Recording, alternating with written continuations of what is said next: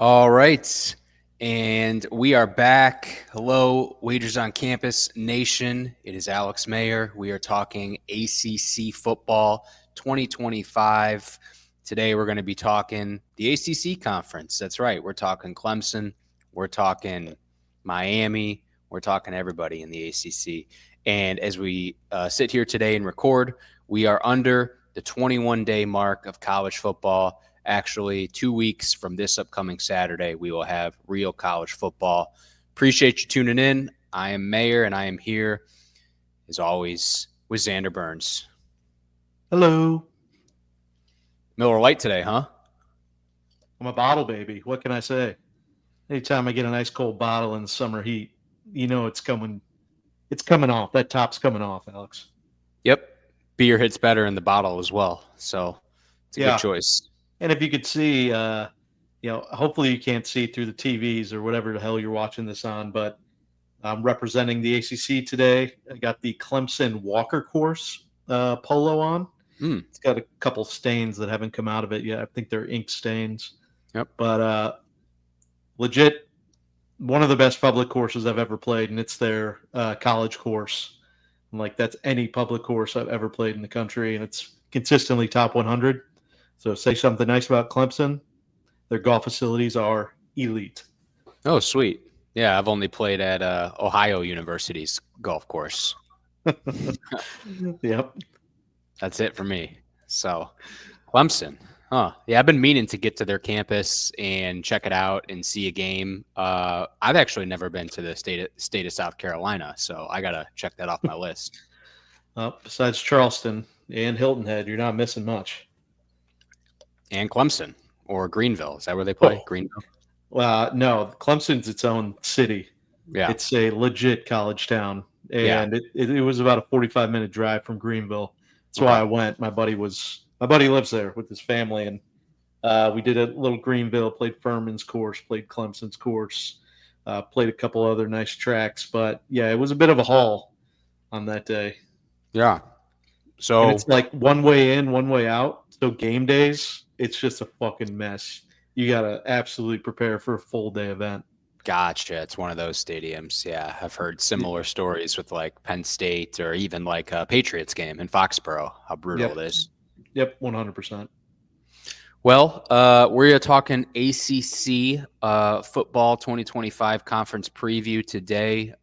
Before we dive in to the ACC, is there anything on your mind that you would like to discuss? When I saw this, I thought it was pretty solid news. We're always tracking. It doesn't seem like solid news. That's just today's day and age. The bad stuff breaks first. But player availability reports, the MAC started this last year when we broke that. The ACC is pushing towards at least 48 hours before conference games to get reports such as available, questionable, doubtful, and out for the player availability. And that's huge. That's huge. And this was interesting. They actually cited concerns regarding sports wagering, not just student athlete safety. That was the 1B portion of it. Interesting. Okay. So they officially got this policy in place, like it's actually going to be happening for the ACC? Yeah. Yep. This year it will be implemented. They're going to roll it for conference games. Nice. But other conferences can just still do whatever they want. Yeah. I mean, the MAC started it last year. I haven't pulled who else is running with this, but I think this will be a common practice moving forward. Yeah, it makes you wonder why it's just not a uniform rule across college football and why every conference can kind of make their own decision, like how states make their own laws. Like, why not just make that a federal law? Yeah, I don't know. I don't know either. Yeah, but it makes sense, right? Like for us, that are going to be recording on Tuesdays and Wednesdays. Obviously, it's not within the 48-hour limit, but should have a pretty good idea of who's banged up, and it's it's a little gamesmanship when you have that large of rosters, right? With the expansion of more scholarship athletes, uh, obviously some of the bigger names, it's going to be tough to hide, but there's some key players that you're going to log times that can kind of keep close to the chest. Yeah, for sure. I mean, look, if they can just kind of like replicate it how the NFL does it, then I would be happy with that. Yeah, exactly. Yep. So, other news. Have you seen what's going on with Josh Hoover? Yeah, I saw it. I saw it on Twitter earlier today, and I wasn't sure if it was real. So then I started doing a little bit of a deep dive, and it seems like it is real. Is that kind of the consensus that you got as well? No, 100% fake rumor. It's just this is what's so great about college football fan bases. And I mean, this wasn't even AI. This was good old fashioned, just Adobe photo editor cropping out and cropping in a like Instagram story, Yeah, like, and it was these two like large trolls that like one set it off, a TCU homer that doesn't like Hoover, and then the other was like a college football analyst troll, like a parody account that followed it up the next day saying, "I'm hearing Josh Hoover's the first confirmed furry in college football history, out furry," and it's just steamrolled to like hundreds of thousands of engagements right before the kickoff of the season. dude, that's messed up because like I would say that I'm one of those people who like doesn't get duped by like fake accounts. Like I'm pretty cognizant of that stuff. So I thought it was legit. And like I said, I did research on it because I like to do that. And it seemed legit to me. But you're telling me that it was just a bunch of Photoshop and it wasn't real at all, which is news to me. Yeah, dude. I mean, that's just I, I don't mean to sound soft, but like that's fucked up. Like Hoover is going to be hearing that all year long. Like honestly, like, and people are legitimately going to believe that, and he's just going to have to like just suck it up and not because otherwise he's going to be defending himself every 5 seconds of his life. Um, I don't know. I don't think it. I'm sorry. I just don't think it's funny. Like that's fucked up. If someone like lied and like did that, because now he has to deal with that. Yeah, but it's not like it's a Lene Kakua situation. I mean, it's just a harmless furry situation. The old turtle entourage, turtle and drama, getting the furry dry clean to get some in the valley. I mean, this is pretty harmless. I think it's hilarious. Yeah. You little sissy. Yeah. Yeah. Shit. Well, I got duped because I thought it was legit. So I don't know. I guess I'm happy to hear that he's not a furry. If I have to pick a side. Yeah, and a little housekeeping from last episode, the Big 12. Kansas State plays 9 games along with every other Big 12 team. They do not play 10 games. So we knew that, obviously. And speaking of getting duped, we just let a very little, a very, we're very thankful for the site. We use it every week for college football predictor, but, it's not exactly a perfect foolproof site. So we Sure. definitely knew they only play 9 conference Sure. games. Absolutely. Yep. Hey, we go over our errors just like PTI does. It's part of the Yeah. biz. Um, Yeah. I'm definitely Kornheiser. okay. I mean, Chicago guy, you are. I mean, I have all the quips. Sure. Yeah, I got, I got nothing. Sure. Um, I have slightly AC, more hair than you. do you? Oh yeah, for sure. Hmm. I mean, if the face. Face alone. Yeah, you do have a lot of facial hair. All right. Let's talk ACC. I Before we get guess. into our conference, all teams and MVPs, what did you want to cover in this conference?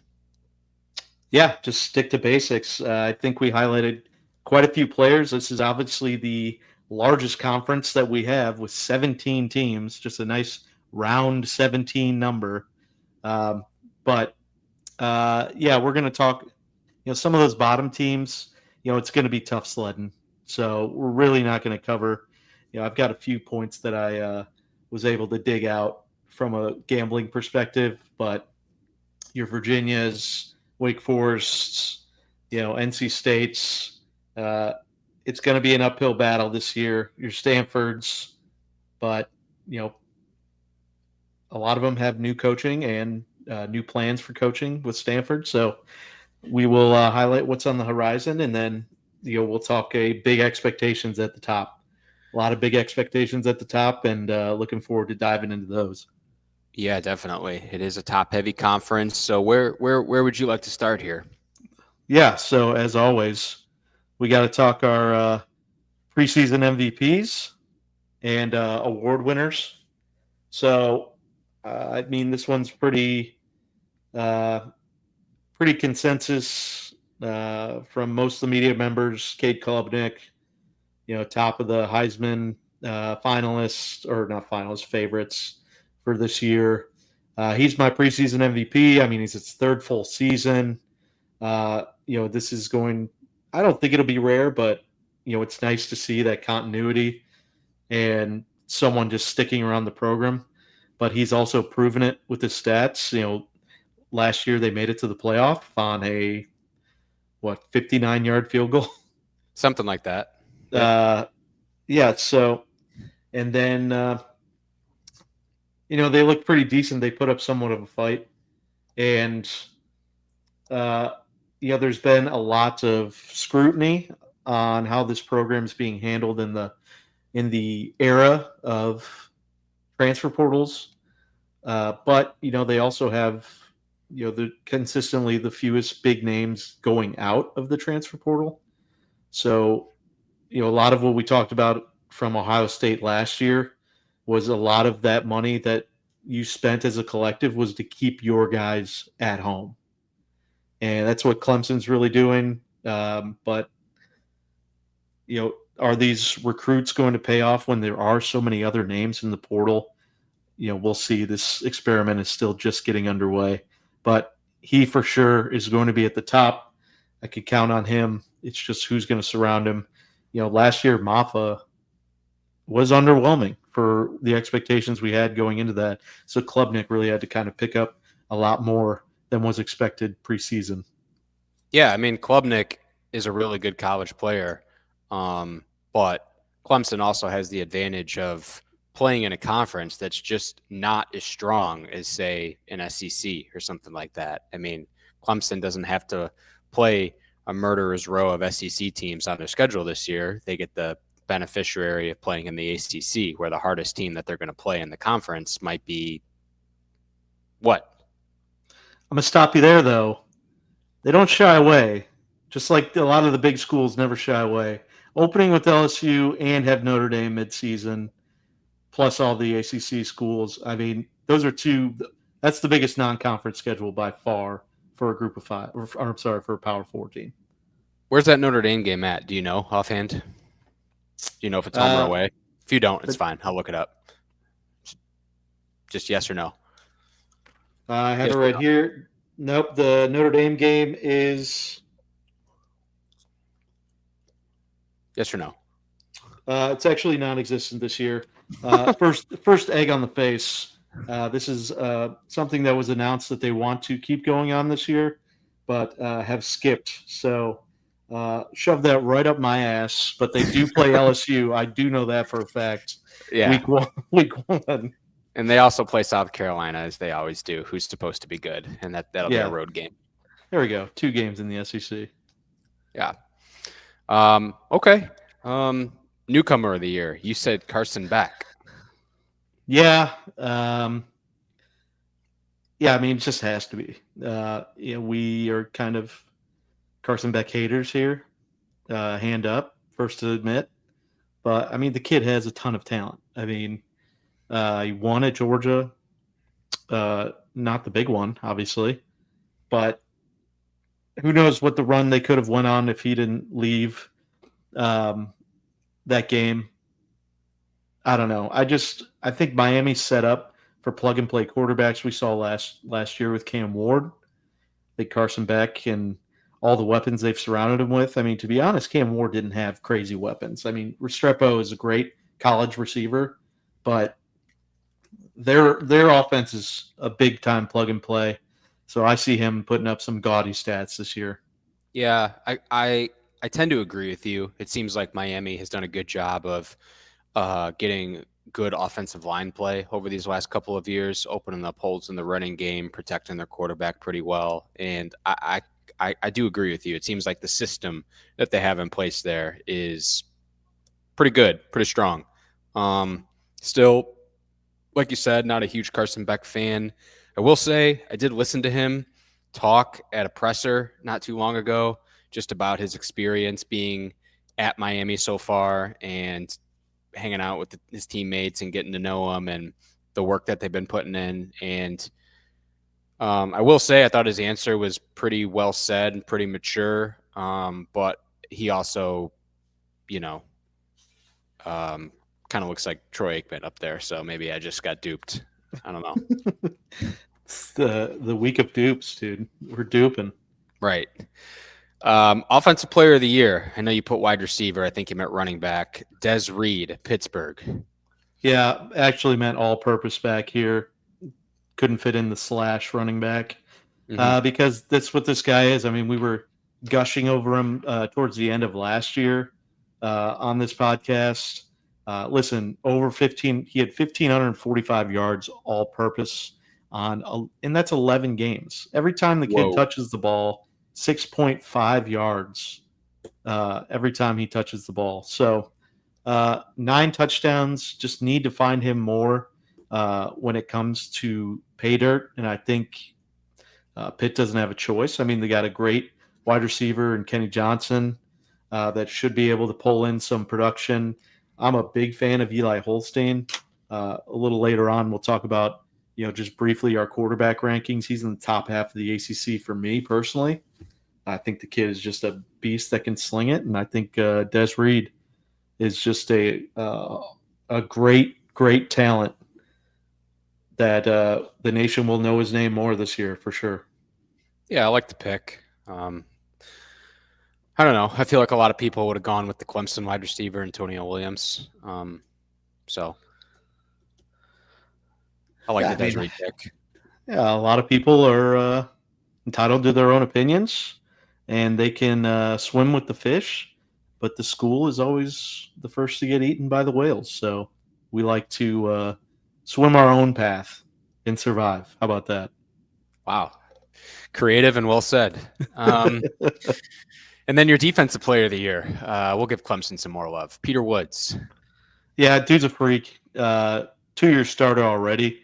Now he's a true junior. That always sounds weird to say. Who's his daddy? He's a true junior? No, he's a third-year player out of Clemson. 9 tackles for a loss, 3 sacks last year.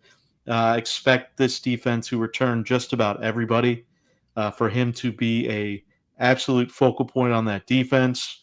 He might be a top 10 pick in the draft. I mean, this dude is just one of those dudes that is ugly to line up against. Really like what I see out of him. Yeah, and Woods is a defensive tackle. He's 6'3", 315 pounds, just for, housekeeping purposes. So, yeah, good list. ACC, baby, we're going to get into it, and we're going to see just how top-heavy this conference is, especially with Clemson kind of leading the way. But should we get into the all-conference teams, or did you want to go over some of these stats first that you wrote down? Yeah, I think we'll just kind of cover those as we cover each team. Let's get into the all-conference teams here. Just need myself to go ahead and share that. Sure. So let me pull that up. Here we go. Yeah. So ACC football, Clemson, SMU, Miami, Georgia Tech, Louisville, Duke, Pitt, NC State, Boston College, Florida State, North Carolina, Wake Forest, Virginia Tech, Syracuse, Cal, Stanford, and Virginia. Cal. That's always a weird one to see in the ACC. Cal. Shout out Marshawn Lynch.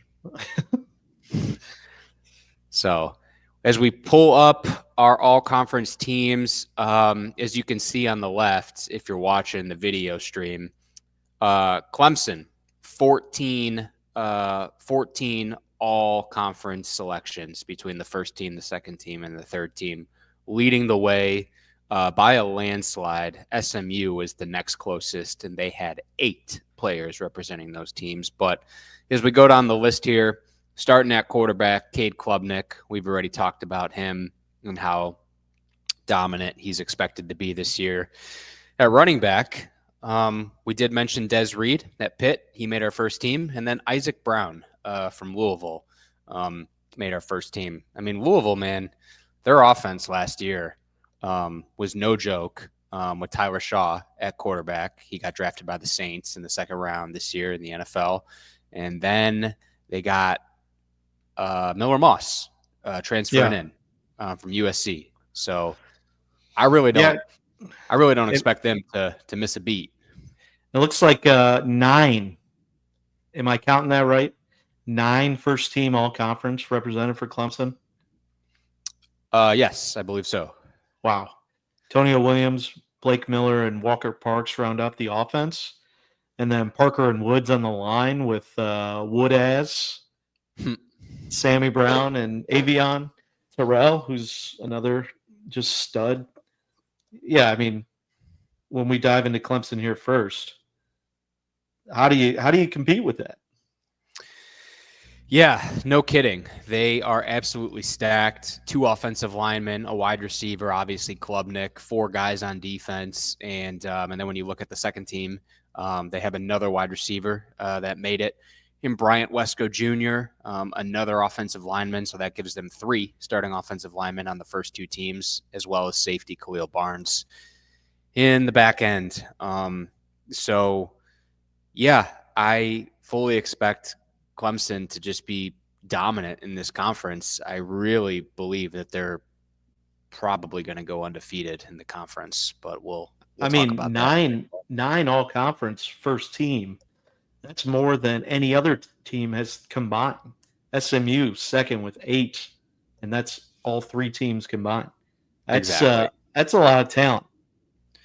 I think, Burns, what we're looking at here is a perfect storm of a weaker conference and Klubnik being a really good quarterback and Dabo being able to return all these guys. But I guess what I'm trying to say, the way I see it, is that most years I feel like the ACC would have more competition. This year, I'm just a little bit more down on them. I guess the games will be played and we'll find out.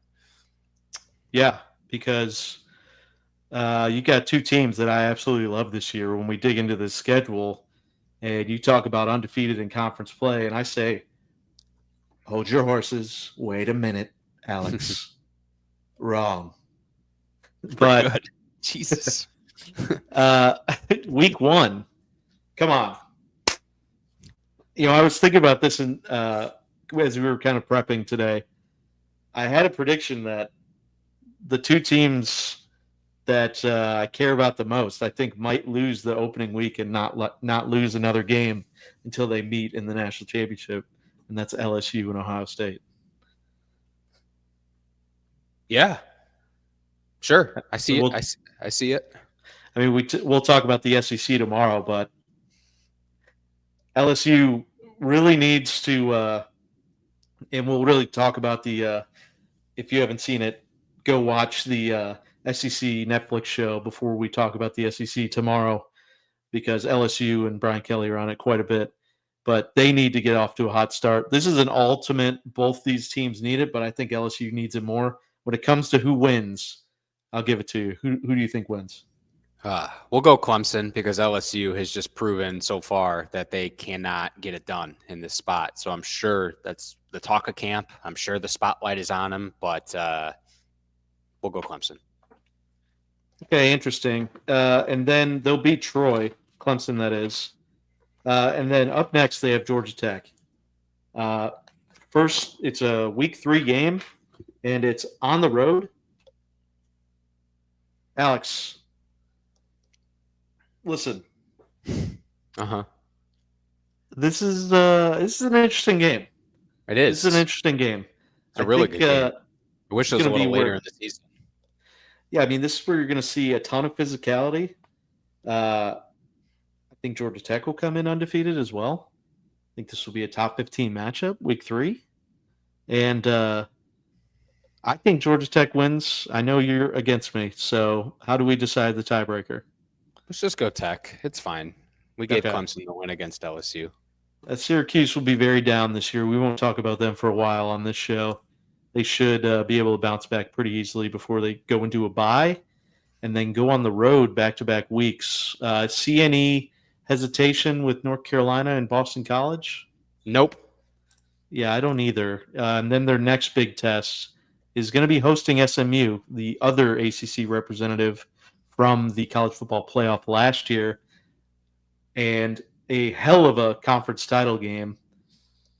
What do we got? We got Clemson at home. SMU was much better at home last year than on the road. Yeah, and sorry, how did I forget the? For those watching at home, I've already read it 10 times, but I got a little graphics for each team scrolling by. For those noting at home, Clemson is 10-17 against the spread in non-conference games since 2019. When we think about that LSU game, just saying. Yep. If you can recall, like some absolute blunders like that Duke game opening up a couple years ago, and that's who we have next on the schedule. Yeah, except that was a conference game. And we will go with Clemson. Smart. Florida State should be significantly better. Tough to get worse from 2-10, but they're not going to beat Clemson this year. Nah. This is going to be one of the big. This is an extremely tough 2 of the 3 final closing. I think Louisville is going to compete for the ACC. This is a late in the season road game.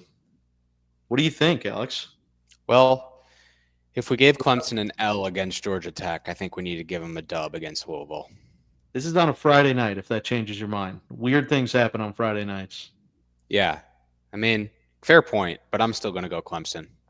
Okay. And then right down the road at Furman, they should handle that. And then just a good old-fashioned hate. Isn't that the name of this rivalry?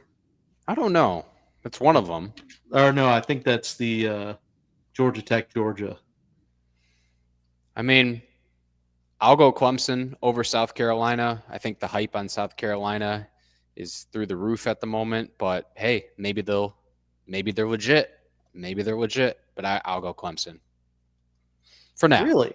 For now. I mean, it's just preseason. It's preseason and we got to forecast these games a million weeks out. Who knows what I'll think when the game's actually here. What the fuck? They call it the Palmetto Bowl? If that's not the lamest shit I've ever heard for a rivalry game. That can't be. Not for the palmetto bug. I hope not. Tree? That Is there a bug tree? sucks. The palmetto. That's pathetic, guys. All right, we'll go with Clemson. Man, talk about an incredible game to close out this year with all the hype surrounding South Carolina that we'll talk about. But the Mayer trend continues as Clemson goes 11-1, 7-1 on the season, with another team opening up basically undefeated. Yeah, dude, because we talk about the best teams first. Get a grip. Yeah, because all the favorites are going to finish at the top of their conference, no doubt. We literally have them losing to Georgia Tech. Georgia Tech. Yep, we sure do. All right. Next up on the non-conference, the SMU Mustangs, the other representative from last year, represented by one person on this first team, but a lot of just big dudes on the second and third team. Yeah, 2 players on offense on the second team, RJ Maryland, their tight end, PJ Williams, an offensive lineman. And actually, there's another offensive lineman on the second team that I missed, Logan Parr. So a few players on offense on the second team. And then on the third team, Kevin Jennings. If you remember Mr. Jennings last year, smooth customer, number 7. The guy can throw it. The guy can run it. Now, did he look the best against Penn State in that playoff game in the cold temps? No, he did not. He actually looked awful. But outside of that game, Jennings had himself a really nice year, and I think he earned our third team offensive spot at quarterback. Yeah, I mean, the conference is stacked with quarterbacks. Well, I should say up until about 10 out of the 17. But yeah, and to be honest, he looked great for the entire first drive until this one of the worst interceptions you'll ever see. But Yes. yeah, those type of moments are great for quarterbacks that will be returning because of growth. And as we dive into this schedule, the note that I have here for SMU is under Lashley, 8-3 against the spread when they're a 20+ point favorite. Wow. So for all those Joes out there that love just laying just heaps of points, when you see some big old point spreads favored SMU and East Texas A&M, I think they're going to be laying a couple. Yes. I think we might have to follow that trend. Indeed. Yep. So they'll beat East Texas A&M, and then Baylor. It's weird. I click over the Big 12. It has all of the everything filled out, but then it doesn't respond over to this conference. So I believe we had SMU beating Baylor. Okay. They will beat Missouri State, a quick 3-0 start, and then they go to TCU. Thoughts? Mr. Furry himself. We said that this will be a TCU revenge game, so we'll go TCU. Okay. And then after the bye week, they get to come home for a couple really nice games in their favor. They should beat Syracuse and Stanford. I mean, those two games, to be honest, might be 3 touchdown spreads before they have to lose to Clemson, thanks to Mayer. Yep. Keep it moving. They'll go on the road to beat Wake Forest to bounce back. Just not enough firepower there. We'll talk about them later in the show. Before an interesting matchup, hosting Miami. We'll go Miami in that one. Really? Okay. I mean, every team can't repeat in the playoff, right? So there's going to be some regression from those playoff teams. So SMU Cinderella run looks to be coming to an end. And at Boston College. BC gets the win in cold temps at home. Mayor, do you happen to know what game this is? The Red Bandana game. It is the Red Bandana game. And boy, have we been fooled by that. Because as my other ticker symbol will show you here, Boston College, they're 5-6 straight up and 4-7 against the spread in the Red Bandana game.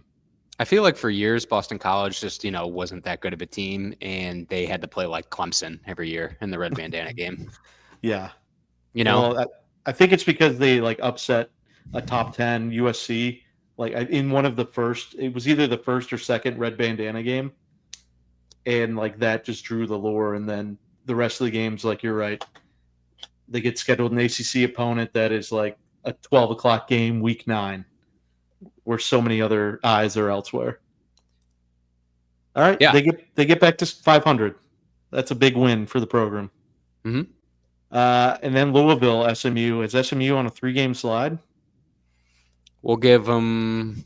What do you think? Should we give them a dub at home to close the year out? Is Louisville just too good? I think this Louisville team will be cooking by then. All right. And then they'll beat Cal on the road to sharpen up a season of 7-5. I mean, honestly, it sounds about right to me. SMU had a fairy tale magical season last year. I expect regression. See, that's interesting you say that because, I mean, Rhett Lashley is 29-12 overall at this program. Yeah. So he does just find ways to win. I get it that last year was their first year in the ACC. So we'll see. I think there's a couple games. 7-5 is not bad. I mean, 7-5 is not playoffs, but it's not bad. Yeah, for sure. All right. So next up, we have a hodgepodge of group of teams with Miami and Georgia Tech, with 7 representatives on our all conference team. Miami. Miami. Yes. Offensive lineman Inez Cooper makes the first team squad. Defensive back OJ Frederique Jr. also on the first team squad. I'm sorry, I'm talking the second team. My apologies. Those 2 guys are on the second team. Third team running back Mark Fletcher, as well as a couple defensive linemen, Akeem Messidor and David Blay. And on the first team, thank you for your patience, we have offensive lineman Francis Malioga and defensive end Ruben Bain Jr. No Carson Beck. He didn't make the top 3, but he would be up there for consideration for sure if we had additional teams in the conference. Yeah, OJ Frederique Jr. is just going to be another just stud out of Miami. Bring the U back to the defensive just prowess that it was with the NFL factory. He's got the talent. And then Georgia Tech. You know, we talked about him a lot in the transfer show that we did. Eric Rivers coming over from FIU, close to Miami. There we go. There's the connection. He's our first team wide receiver. Haynes King, Jamal Haynes, second team offense representatives with Jordan Vanderberg as the defensive tackle. And Malik Rutherford at wide receiver. Yep, Malik Rutherford at wide receiver. So, listen, they've got the talent to definitely get themselves over. So let's take a look at both of their seasons. When we look at the ACC picture, Georgia Tech, we obviously have a win already. And their key stat that I highlighted was Brett Key covers 9-5 against the spread against ranked opponents. Yeah, Georgia Tech. Georgia Tech has always been that team these last couple of years who rises up against the tough teams, and you have to worry about them laying an egg against teams that they should take care of. So against Dion and Boulder, opening week, funky game, but I think they'll need to figure it out. I think we've laid Georgia Tech as the winner in that. Mm-hmm. They'll beat Gardner-Webb.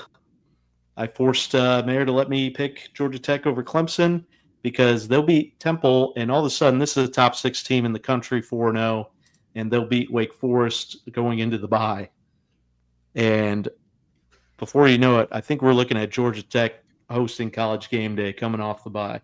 Yeah, I love it. I mean, it's very, very possible, especially if they beat Clemson.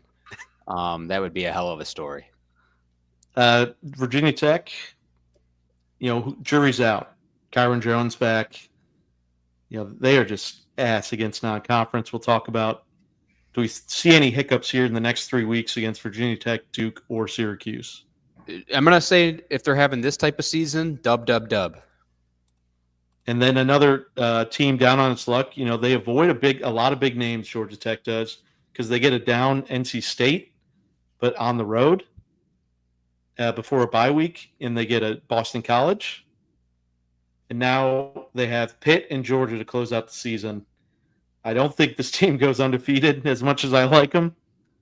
Do we think they limp into the ACC championship, or do they win one of these games? Well, you don't have to change anything, but I would have them dropping to NC State as their first official loss.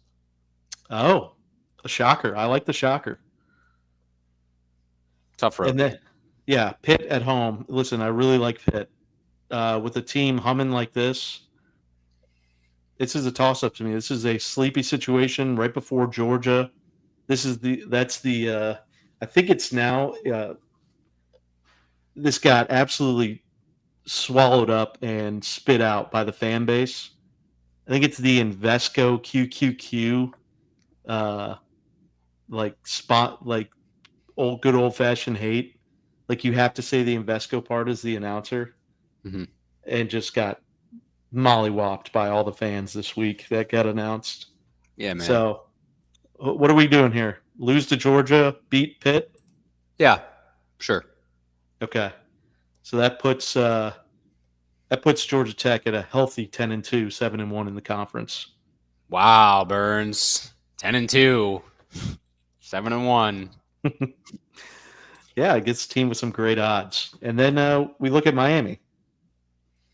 Listen, Cristobal, a lot of these they're not good or bad. It's just things that I thought stuck out. 5-10 against the spread as a home favorite. Not good if you're a Hurricane fan. No, sir. What do you think of this week 1 matchup? Notre Dame returning to the site where they beat Penn State to advance to the college football championship.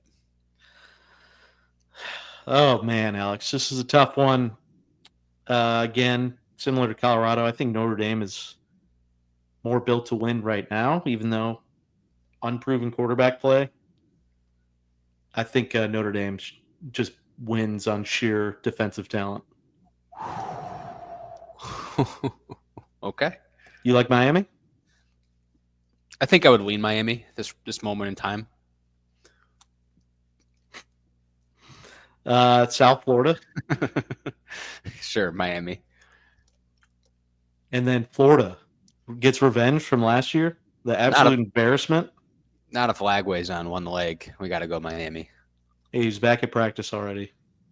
Yeah, great.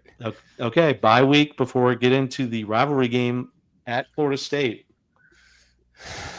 I don't know if Florida State is ready, but Miami can't win them all, right? So we'll go Florida State. Oh, wide right. Right. Wide right. And then I think Louisville beats Miami. I think back-to-back losses here. Okay. Before Miami gets a dub at home versus Stanford, followed by an upset over SMU. And then they should beat Syracuse. You like this NC State team. They come to Miami. By the way, a little weird note. Not until week 8. Oh, I'm sorry. Not until week 10 does Miami have to leave the state of Florida. Home Notre Dame. Go ahead. Nope, Apologies. that's it. That's nuts. That's nuts. Yeah. So NC State, Miami, let's go Miami in that game. And then Miami on the road at Virginia Tech. Okay, Miami. Wow. Enter Sandman doesn't do it for you? And then Miami at Pitt. We'll go Pitt. Wow. It's a great showing from this Miami team, 8-4. Well, it's not great to their fan base. That's fair. All right, the next bunch that we have up, we got 3 teams at 5 representatives. Louisville, Duke, and Pittsburgh represented here. Talked a little bit about Louisville. Couple offensive players with Colin Lacey and Pete Niagara on the first team. And Isaac Brown at running back. Oh, yeah, and Isaac Brown at running back. Absolute freak. Absolute freak. His numbers last year were insane, and the guy is only a sophomore this year. Isaac Brown last year rushed for almost 1,200 yards, averaged 7.1 yards a carry. He had 11 rushing touchdowns, and he added 30 catches. This guy is a maniac. Really good football player. Yeah. Colin Lacey. That is another real good wide receiver. He made our first team this season. Now, last year, I don't quite remember. Maybe you could help me out. I think he was hurt last year for a decent bit of the season. Yeah, he was. He only played in 5 games. But in 2023, at Southern Alabama, he had 91 catches for over 1,300 yards. So this dude is an absolute stud. Yep. And then they have Chris Bell, another wide receiver on the second team, as well as Stanquan Clark at linebacker. And then on their third team, Louisville didn't have any representatives, but Yeah, I mean, this offense should be real fun to watch yet again. Papa John's Field is going to be cooking up some of that stuffed crust in the end zone. Ooh. All right, what else do we got about Duke and Pittsburgh before we switch over to the schedules? Yeah. So with Duke, as far as representation goes, two guys on the first team defense, Chandler Rivers, cornerback, and Terry Moore at safety. On the second team, they do have an offensive lineman and Brian Parker II, and a defensive end and Wesley Williams. And then on the third team, they did have another linebacker, Trey Freeman. Duke seems like they've had fairly solid defenses over the last couple of years. As well as improving offenses, but I would say the defense has probably been their calling card over these last couple of years. And yet again, it's reflected on these rankings as they have 4 starters who made the all teams. And then as far as Pittsburgh goes, I know we talked about Des Reed, our first team running back. They also have a first team linebacker I'm sorry. Do you know how to pronounce his last name? It's Kyle Louis. Louis, first team linebacker consensus. I mean, this dude dominated the preseason votings. So he's a real good player for Pitt on the defensive side. They also have 2 other guys on the second team defense, Jimmy Scott and Rasheem Biles. And then on the third team, they have a corner, Rashad Battle. So Pitt showing out on the defense a little bit. They're saying, hey, Aaron Donald isn't the only guy that we have who's from this school. We got some other good defensive players. Shout out to Raul Rivas. But yeah, Burns, I know you like this Pitt team. Yeah, big time. Eli Holstein is just another player that we really like, and Rasheem Biles, half brother of Simone. Oh, For that's those pretty wondering. cool. Yeah. Yep. So when we dive into the schedules, listen, you hit it on the head with Duke, and we talked about Louisville first, so we'll go to Louisville. But yeah, Duke brings in Mensa, and we'll talk about that. But scratching my head where they're going to get offense. So Louisville under Brom, 15-9 against the spread against ranked opponents. So they keep it close or they win in games that matter. They'll open up the season beating Eastern Kentucky and a good James Madison team, along with Bowling Green. Remember last year when they went into Clemson on Saturday night and beat them on the road? Yep. Only to drop a game to Stanford as a 3-touchdown favorite. So we got them starting 3-0, and then Louisville at Pitt. What do you think, Burns?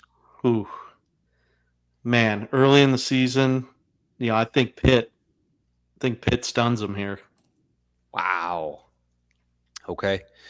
Beat Virginia, have another bye week, and then off the bye, we have them beating Miami on the road, and then beating Boston College at home, and then Louisville at Virginia Tech. We got Virginia Tech with the home dub, and then Louisville beating Cal, losing to Clemson in a big game, rebounding with a win against SMU, and then they'll close the season beating Kentucky.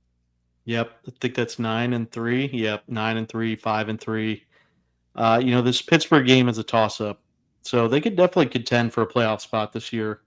They'll need no more than 2 losses for sure with this non-conference schedule, and they can't be dropping. They've got to get a big win somewhere in here.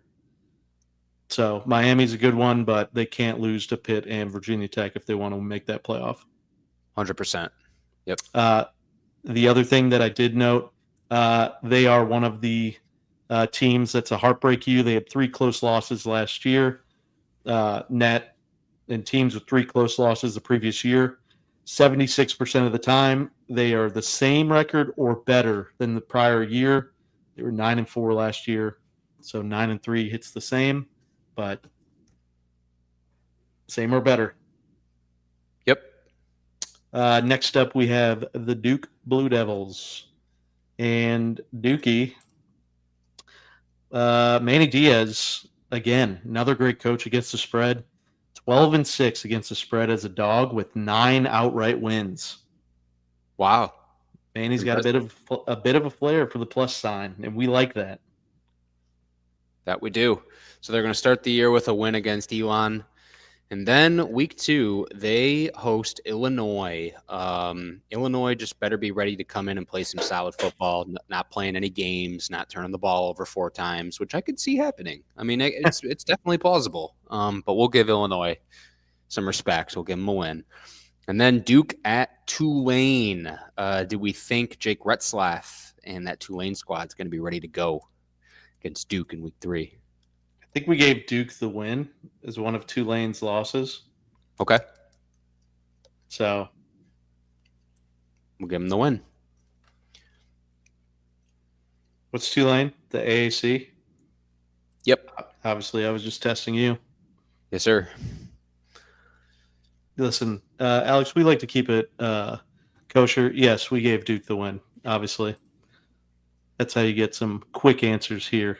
Live on the interweb. Glad you're figuring that out. And then we got Duke at home against NC State. Do we like Duke? North Carolina battle? Yes. Then on the road against Syracuse. Beat Syracuse, drop to Cal. It's a tough back-to-back road slate there. Yeah, it is. Bye week, host Georgia Tech. We got Georgia Tech winning, and then another bye week. And then off that bye week, they're at Clemson. That is brutal. Have Duke losing to Clemson, and then Duke at UConn. I know you like this UConn squad. What do you think?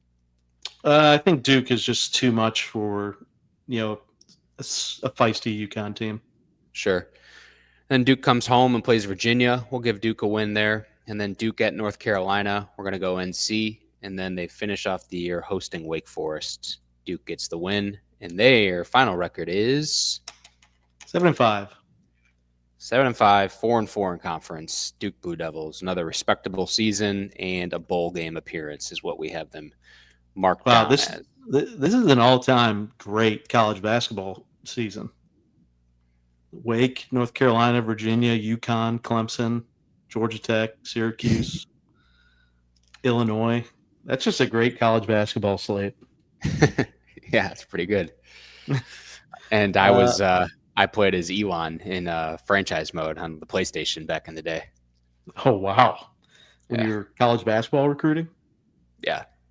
Damn. It's literally like, I think, 5 miles away from North Carolina's campus. Yeah. It's right there. So Pitt Panthers start the year hosting Duquesne. They'll win that. Then Central Michigan win that. And then a big rivalry game in week 3 at West Virginia. Burns, I defer to you. Yeah, so I don't know if this counts as a road dog, but my stat for Pitt is last 10, they're 9-1 as a road favorite against the spread and 1-9 as a road dog against the spread. Well, So, I think Pitt will be a favorite in this game. Small favorite, but I think they'll be favorited. yeah, but I think it's at Heinz Field or a neutral site. So No, it's not? it shouldn't be. I mean, usually they play these games at each other's stadium. Okay. So That might. Yeah, we'll figure that out. Anyway, we picked Pitt in the Big 12 preview. And then we haven't beaten Louisville after the bye before they play Boston College and then go to Florida State. who do you got? This is a 5-0 Pitt team, Mayor, coming into Tallahassee. We see any malfeasance here? Any sort of shenanigans? Yeah, I would go Florida State in that game. Wow. And that game is in Morgantown against West Virginia. Okay, good. Still like Pitt. 13-9 final. Anyway, Pittsburgh, Syracuse. I don't think they lose 2 in a row. And then they come back home against NC State before flying out to Stanford. What do we got the next 2 games? Well, NC State, I got them winning that game. And fun fact, I'm actually trying to go to that game because the day after is Packers Steelers, so I might be might be at attendance for that one. And then Pitt at Stanford. Yeah, they'll beat Stanford. They'll take care of them. West Coast trip. I'm going back to Cali, Cali. And then they have a bye. And then this is an interesting game. Notre Dame versus Pitt. Ooh, classic game. Just hope Notre Dame isn't looking forward to the next Clemson matchup, looking too far ahead. But Sure. yeah, man, this will be a marquee matchup. At this point, Pitt would be 9-1, 9-1 coming into this match, 8-1. 9-2. Well, Oh, you're we right. already have. You're right. They'd be 8-1 coming into this matchup. Notre Dame's probably going to be around the same record. At home, I say shocker. Okay. Before they big time letdown game, so great spot for Georgia Tech to win. I already knew that was going to happen, and then Pitt bounces back, closes out the season strong, 10-2, 6-2 conference record though, sets them out of the conference championship game. Wow. Hell of a season for Pitt. 10-2. Damn. Win over Notre Dame. That might be good enough to get them into an at-large bid, depending on what everyone else does. 100%. So next on our list is NC State and Boston College, who each had 4 representatives. NC State, first team tight end, Justin Joly. He was consensus preseason first team all tight end. So nice representation for NC State there. And then on defense, 2 guys on the second team, defensive tackle Brandon Cleveland and linebacker Sean Brown. And then on the third team, they do have running back Hollywood Smothers, who's kind of a flex gadget type of guy, and then also Jacarius Peak at offensive line. What are you giggling about? Cleveland Brown, just the NFL team, and also the name of the character from the Cleveland Show. Hey, Peter. Yep, you got Cleveland Brown back there. All right, Peter. And then we got Boston College, who also had 4 representatives. Surprisingly, I'd say, because all of their representation came on the third team, but nonetheless, wide receiver Lewis Bond, offensive lineman Logan Taylor, linebacker Davion Crouch, and safety KP Price. That's a cool name, KP Price. Boston College under Bill O'Brien. So yeah, NC State and Boston College. That's about what needs to be said. You know, Tommy Castellanos no longer with the BC program, and NC State, man, after their quarterback disaster with the Coastal Carolina transfer, whose name is slipping my mind right now. CJ Bailey was kind of electric when he finally got to play. Yeah, exactly. It's just, what are we going to get out of CJ Bailey? Agreed. Big time electric, but does he actually have it to produce a winning program? And then we might as well talk about Florida State, just hammer these out in threes. Yeah, Thomas Castellanos comes in, still going to be strong on defense. They bring in, they complete overhaul because, keeping Mike Norvell, obviously point the fingers everywhere else but yourself. So they bring in Gus Malzahn at offensive coordinator this year. So we'll see with the new quarterback where that takes them. And then outside of first team, we got Deuce Robinson, wide receiver. This guy's electric factory is what you need for a reliability factor when you bring in a new quarterback. And also Jeremiah Wilson at DB, just athlete. You're always going to have athletes in Tallahassee. That's 100% a fact. Hell yeah. So, yeah, let's look at NC State first. We've already decided a few of their games. Unfortunately, they're 1-3 to starts, but lucky enough for them, did you know that NC State and Virginia have the longest consecutive rivalry, 119 games in a row? No, I didn't know that. Yeah, and actually, the last 18 games, the road team is 4-14 straight up and against the spread. Straight up. Wow. So NC State will beat East Carolina, but that Virginia game's right there. The road team doesn't favor as well, so NC State got it just based on these statistics I provide you, or to win money, not just enjoy watching football. Absolutely. Now, week 3, NC State at Wake Forest. Is Wake Forest, are they going to rise to the occasion, maybe get a pesky win here? You make the call. I don't know if they win this early, but they will. I think they'll be pesky in a few games. Yeah. And then we got NC State dropping to Duke, and then they play at home against Virginia Tech. What are they dropping? Dropping against Duke? Dropping the Dookie? Okay. You said it. Me. Okay. Yeah, this is what are they going to play this game at a racetrack? I feel like this game is a racetrack game every year. Virginia Tech, NC State. We'll give Virginia Tech a dub. They can't lose them all. Am I wrong about that? I know NC State played Tennessee not too long ago, I believe at Bristol last year. They lost 51-10. Maybe they both played Tennessee at Bristol. Maybe that's what I'm thinking. I think you are. Okay. They'll beat the weird Campbell Camels game. And then they have Notre Dame on the road, which they will lose. And that's a funky no-bye stretch of 7 straight games. That team's going to be exhausted. We have them losing to Pitt and then upsetting Georgia Tech. Still feel good about that. College football, baby. Yep. And then a bye week again, losing to Miami. Get Florida State and North Carolina at home. I think that's, unfortunately for the home fans, I think that's an LL to close out the season. I ain't talking Cool J. Ooh, I'm good with that. All right, that leaves NC State at 5-7, missing a bowl. Man, I just don't know where this team finds. I think that's pretty spot on for this team. Yeah. Okay, up next, we had Florida State or Boston College. And Boston College, who we have starting out at 1-4. Good for them. And we already showed their stat from the Red Bandana game where they get the upset, but they open up with a win against Fordham. You know where Fordham is, Mayor?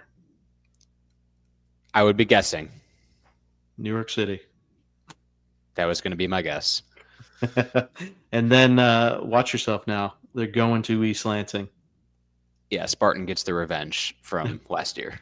An ugly game last year. Yeah. And then they have to fly out to Stanford. That's a tough game. I think Stanford, they can't lose them all. Sure. We'll give them a win. And then bye week, Boston College back home. Cal. Give me Boston College. Oh. Okay. Take it from there. We got Boston College losing to Pitt and then losing to Clemson. And then they host UConn. And we're going to say Boston College wins that game. And then on the road, lost to Louisville, lose to Notre Dame. They beat SMU at home, and they lose to Georgia Tech. And then the final game of the season at Syracuse. Burns just clicked Syracuse, so we're going to go Syracuse. I mean, come on. This is not a good team. This isn't a good football team. I'm going to say Bill O'Brien, baby. Sure, 4-8.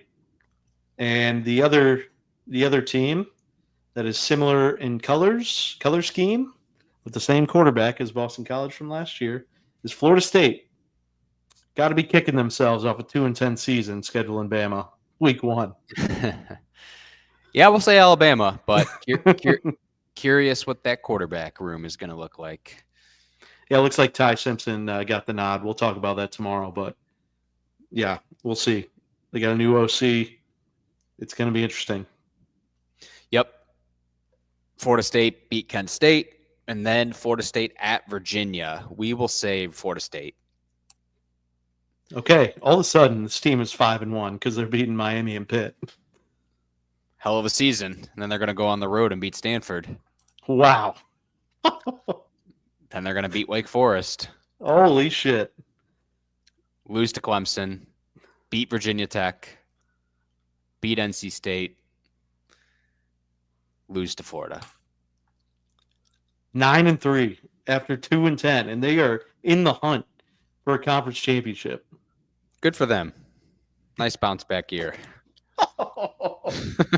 Tommy Castellanos and the whole new just gang of rapscallions finds a way to 9 wins. I mean, when you really look at the schedule here, that game against Miami is going to be the first real, like big time test to like get the momentum going. And if they beat Miami, then all of a sudden they're still at home against Pitt. I think this is plausible to an extent, but obviously they have to win.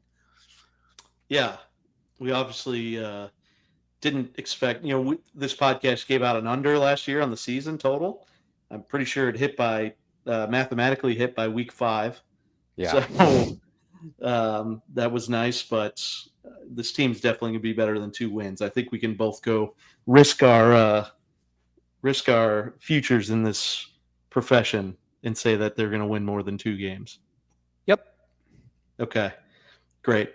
And then let's just round out the bottom. There's a couple names we want to highlight, but there's a group of teams at the bottom. First we'll talk about Belichick, and then we'll talk about the bottom teams. How's that sound? Yeah, that sounds good. So Belichick, of course, first year as head coach at North Carolina. They had 2 representatives on our all-conference teams. Offensive lineman Daniel King made the 3rd-team offense, and then on the 3rd-team defense, we have cornerback Thaddeus Dixon.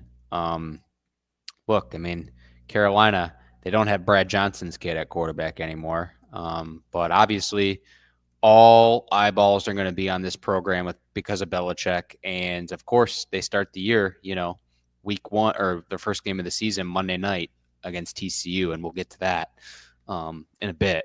But anything else you wanted to add on Carolina? No, they're still one of the last teams to announce a quarterback. Still haven't officially announced that. And that is not surprising at all if you've followed more than 1 minute of Bill Belichick. And we talk about playing things close to the chest. When you used to log into your Blackboard account, like submit assignments at like 11:58. Yeah, he'll definitely be doing that with the injury report for sure in the ACC. So it's got Max Johnson, Gio Lopez are probably the 2 candidates that are competing the heaviest for a week 1 start. But real quick, as I have right before we dive into this was one of the biggest ones that I missed stats-wise. Note this down. Florida State, the last 18 games, Florida State was an underdog. The under is 14-4. All right. So that's a really healthy nugget there. That's a healthy nugget, Alex. Yeah, it is. I remember that Clemson game that they played last year. And that was an ugly, low-scoring game. Yep. And speaking of unders, Belichick, by far the most unders by a coach in the Super Bowl era. Obviously, no college football stats, but NFL stats. I thought that was pretty comparable because he's going to bring that type of mentality to the college level. But that week 1 game, we gave it to North Carolina. And then we got him beating Charlotte in week 2. We got him beating Richmond in week 3. And then in week 4, on the road against Central Florida, they're getting a dub there. All of a sudden, Carolina's 4-0 going into the bye, and College Game Day is in Chapel Hill for this big Clemson, North Carolina showdown. You thought the circus was crazy for Deion last year. If North Carolina is undefeated with an undefeated Clemson going into week 6, holy shit. Game Day might be there for 2 weeks. They might be there for the bye week, too. We got Clemson winning this very hyped-up game. And then there's another bye, North Carolina on the road against Cal. Do we have Cal winning this game, Burns? It's a wonky game. I think Cal is a bowl-eligible team. They're going to have to pick up some of these wins at home, but I don't think it's against North Carolina. All right. And then North Carolina beats Virginia, and then against Syracuse on the road. Still gonna eke it out. Okay, and then they host Stanford, and then they're at Wake Forest, and then we have them beating Duke and beating NC State. So 11-1. 11-1. This is the softest schedule we've seen so far in the ACC. Yeah, it really is. This is a cupcake schedule. They Facts. avoid Miami, they avoid SMU, they avoid Florida State. Yeah, I mean they avoid Georgia Tech. They Pitt. avoid all the big boys. Pitt. Every single team at the top they avoid. This could be the area where I see that wonky Wake Forest win completely out of nowhere as a 3-touchdown underdog. I can't sign off on 11 and we gotta change Cal. They're losing back-to-back weeks. How about There you that? go. There you go. But yeah, I mean that schedule is favorable for Bill. Extremely. Mm-hmm. Okay, and so rounding out the pod, let's talk about the bottom teams. When we look at Wake Forest, Virginia Tech, Syracuse, Cal, Stanford, Virginia, all represented with one outside of Wake Forest that has 2 members on our all-conference team. So definitely seasons that they're going to be scratching and clawing to get to those bowl games. Yep, Wake Forest with 2 reps, second-team running back, DeMond Claiborne, and then third-team linebacker, Dylan Hazen. Virginia Tech, they had 1 representative on our all-conference teams, and that was offensive lineman Tomas Rimek. Syracuse, another 1 representative, safety, Deuce Chestnut on the third team. Cal, second-team linebacker, Cade Ualve. Stanford, 1 representative, tight end, Sam Roche. And then Virginia, 1 representative, linebacker, James Jackson. So, no goose eggs. That's a positive. Yeah, for sure. Still Power 4 schools. I think out of all teams, I'd say Virginia and Wake Forest are probably the 2 weakest to me, and Stanford's the biggest question mark to me. I think they could potentially be the weakest, but you never know what's going out of there with that mad scientist type situation they have on the coaching staff. Yeah, 100%. And I'm curious to see what Virginia Tech does this year. I mean, I know they're running it back with Kyron Drones, and they're usually a pretty good football team. So let's get into it. Yeah, absolutely. So we'll start with Wake. 0-6. 0-6 for us so far. Listen, they should start off 2-0 though. Yep, wins over Kennesaw and Western Carolina. We had them losing to NC State. Then they hit a bye. And then we have them losing to Georgia Tech. And then they hit the road, and they play at Virginia Tech. I think I'd like to give Virginia Tech a win there. Yep. And then Wake. At Oregon State. At Oregon State. What do you think? Familiar foe with former Washington State head coach at Wake now. So not going to be anything surprising scheme-wise. Listen, 2 teams that are going to be rebuilding. Oregon State should win, though. All right, and then they hit another bye. We have them losing to SMU, losing to Florida State, and then Wake Forest at Virginia. We're going to go Virginia, and then losing to North Carolina. We have them beating Delaware, and then losing to Duke. Yep, a tough 0-8 conference performance there. Also, their stat unfriendly to them. So this has got to wash this year. 0-7 against the spread last year at home. Wow, that's tough. Yes, it is for their home fans. Brutal. Yep, and then a couple of the West Coast teams up next. Cal, then Stanford. All right, Cal. No Mendoza, no Ott. What are they going to do? Cal Devin at Brown. Oregon. Devin Brown time. Cal at Oregon State to start the year. You got Cal with a win, and then Texas Southern, they should beat them. And then they host Minnesota. This is a weird game. It is. I can't even picture Minnesota going to California to play football. Understandable. I think they'll win, though. 2 squads with yellow. Weird. Nice. Cal beats San Diego State. And then we got Cal losing to Boston College on the cross-country trip. Coming back home, beating Duke, bye week, beating North Carolina. And then Cal at Virginia Tech. We're going to go Virginia Tech. And then they host Virginia. We'll say Cal. And then at Louisville, we'll say Louisville. Bye week. And then Cal at Stanford, the big old rivalry game that's played every year. Let's go Cal. I think that's right. And then SMU beating Cal to end the season. Yeah, Justin Wilcox, Cal's head coach since he took over, 32-17 against the spread as a underdog. So this dude loves to cover. So he's someone that we love. It's a good fat nugget. Yep. Thanks, dude. Stanford up next. Stanford opening up the year at Hawaii. I think we gave Hawaii the win. We did. And then they're at BYU. I think we gave Stanford the win here. Okay. Week 3, we got them beating Boston College. Week 4 at Virginia.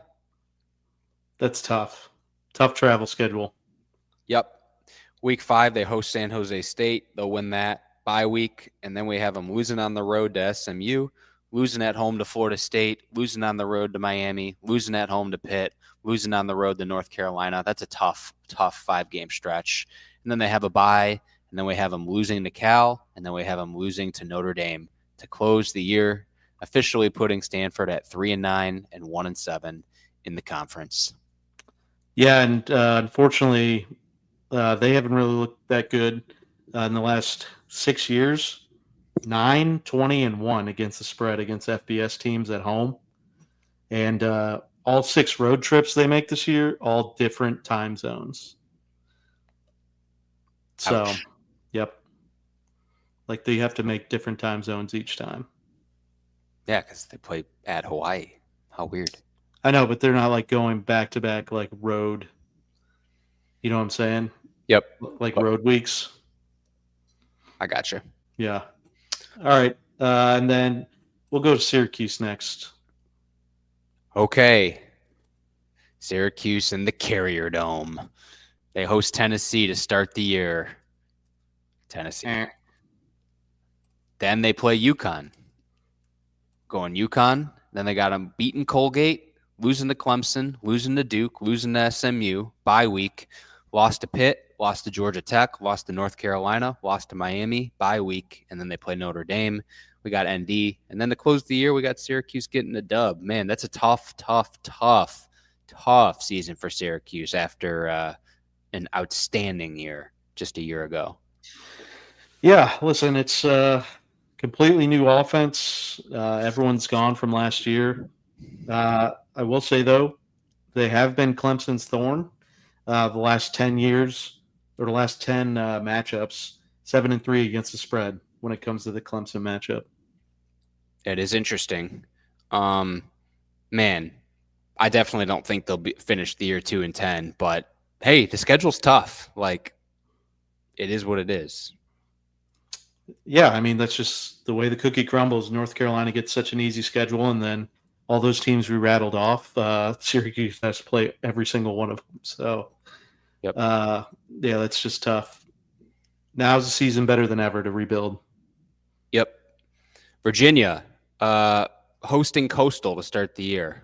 We'll go Virginia. And then losing to NC State, beating William and Mary, which is the oldest college in the country, I believe. And then Virginia beating Stanford at home, losing to Florida State, losing to Louisville, bye week, and then they host Washington State. We're going to go Washington State.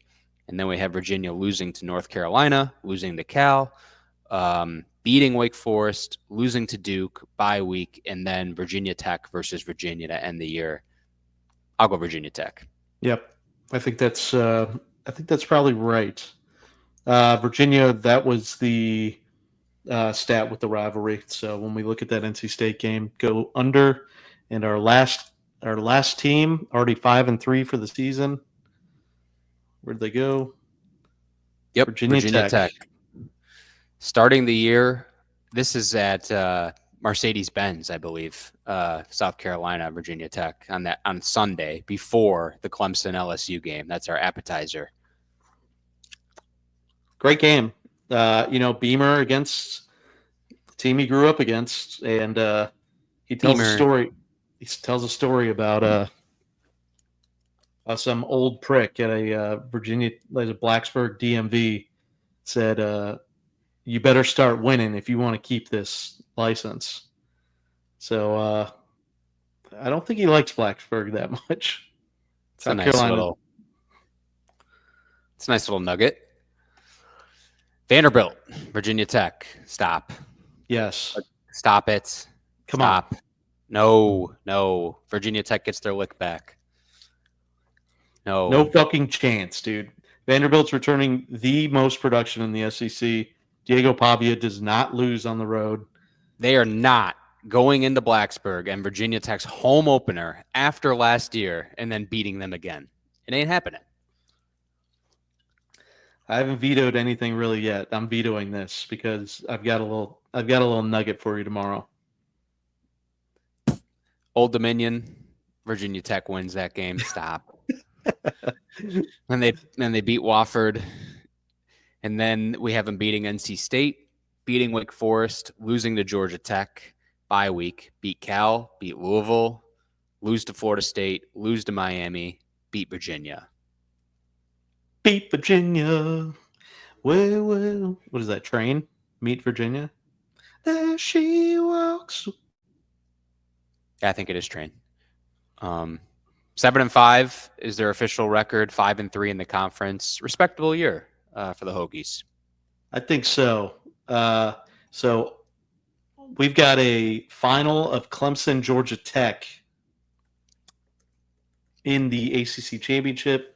According to this, who knows? Tiebreakers might be crazy. It might be Florida State, Clemson. Who do you like out of those two teams? I already know. Clemson. Do I have an opportunity to answer?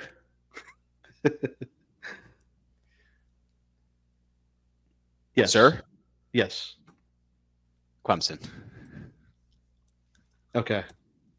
I also like Clemson to end up winning that game. It's going to be tough for a 3-loss team to get in. Yeah, we'll see. I think a lot of chaos is going to be ensuing towards the end of the season. So I don't think any Power Four conference doesn't have less than 2 representatives. Looking at some other notable, let me switch over here to our preseason win totals. A couple that jump out. So plus 125 to win conference. I'm not willing to lay that for 4 months. When we look at Georgia Tech, 13-1 ain't bad. And then same with North Carolina, 40-1 with that soft schedule. Right? Big facts. Win totals. Shit, you probably like Pittsburgh at 70-1 based on the way you're gassing them boys up.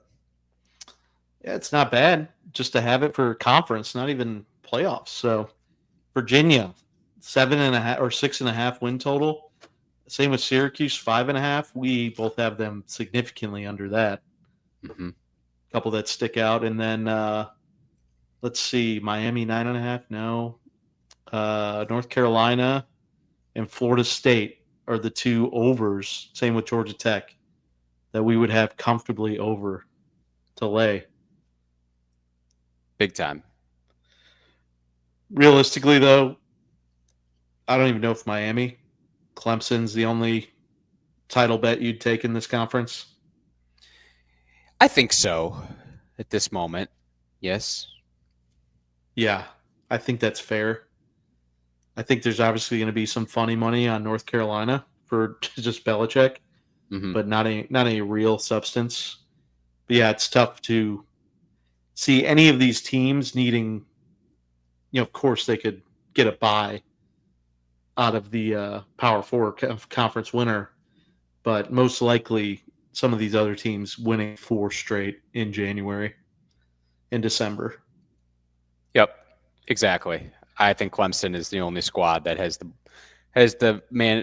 firepower to do that. If you forced me to pick another team who could, I'd say Louisville. I've liked the direction that the program has been heading in over the last couple of years. Sure, favorable schedule too, and then just a little peek at the quarterback rankings for the ACC. that'll be out after the podcast drops. Nice. Yeah. Yeah, you know, the ACC, after going through the conference teams and going through the schedules and talking about the teams, you know, it's a little bit more of a competitive conference than I think I initially gave it credit for. And as far as scheduling goes, some teams really got screwed and other teams really got lucky. So that part of it is interesting. Yeah. Just one other note. I want to make this an award this year, the Rocky Lombardi Participation Award in oldest season. Chandler Morris at Virginia is going to be nominated for that. Oh, wow. Chandler, former TCU guy, right? Oh, yeah. And North Texas, and just name it, he's been there. Northwestern. Yep. He goes, yep. All right. Any final thoughts? No. It should be chaos. That's going to be the Big 12 from last year. Turnover chain. Well, thank you for tuning in and checking out the ACC conference preview. Hope you enjoyed it. Hope you learned some valuable info that maybe you can apply to your bets. And we're going to be back soon talking SEC and Big Ten, and we're going to have a podcast that goes over our futures, our favorite future picks that is coming all before the start of the college football season. Appreciate you guys. Bye. Love you.